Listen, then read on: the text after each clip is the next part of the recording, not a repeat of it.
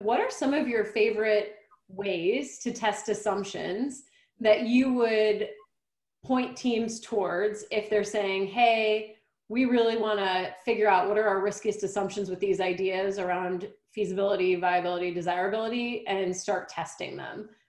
And it would be great to leave folks with some ways forward in terms of how you might test. I can start. So I think we have been working with lots of food and bev and CPG brands lately. So I think this probably falls more into this category. But I think what's really interesting is there are a lot of products already in market that if Frankenstein together could look like a totally new product. So I think it's really interesting, especially in the food category, when you're trying to, get around creating a brand new product while maybe food labs aren't open and getting out to consumers. Like, what are some similar products in market that you could use to test with consumers and get feedback on?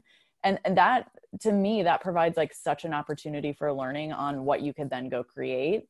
So I think we've done that a lot lately. I think another really great and easy thing to do is just Facebook ads. Like if you're trying to A/B test a value proposition, it's so easy to mock up a quick Facebook ad and run it over a weekend. We've done that a couple of times. And I think it's been really powerful to just see like behaviorally what do consumers care about. So in a non-recruited setting, what do they care about? What do they want? What are they looking for? How do we validate some of the pain points that we've identified solutions for? Yeah, I think those are probably my top two favorite. I think being able to kind of Frankenstein together the food ingredients has been fun because it's actually like touch, feel, like getting feedback on that I think is really fun. Which you could also do with consumer products, right? I Totally. Mean, yes, absolutely. So much in market now, and with all the DTC, it's so much easier to get those things. Yeah. Go ahead, Erin. Sorry. No, Molly. So what if people are, because I think those are the things that when we were starting our journey a while back, those are the things that sound sexier, and those are the things I think the teams like want to jump right to, like, oh, we can go build that. Or, and yes, it's great to find comps in the market. It's great to invest in Facebook, but sometimes those are tools that you can actually use further down the line for maybe your second, third, fourth learning loop.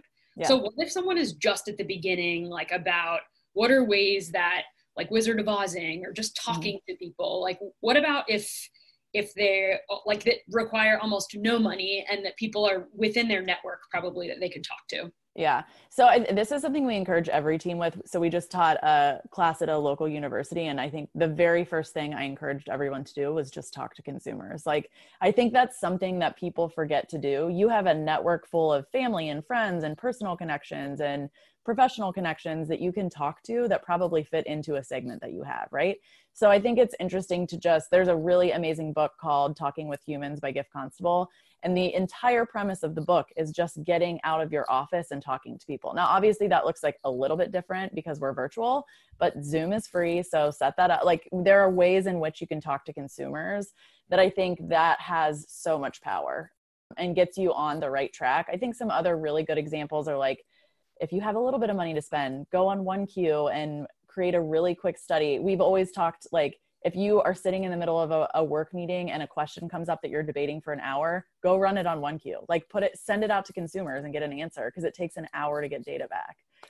So I think there are some really awesome virtual tools, but again, I think just going back to talking to your consumers like early and often is going to lead to the greatest success with any idea that you're putting forward.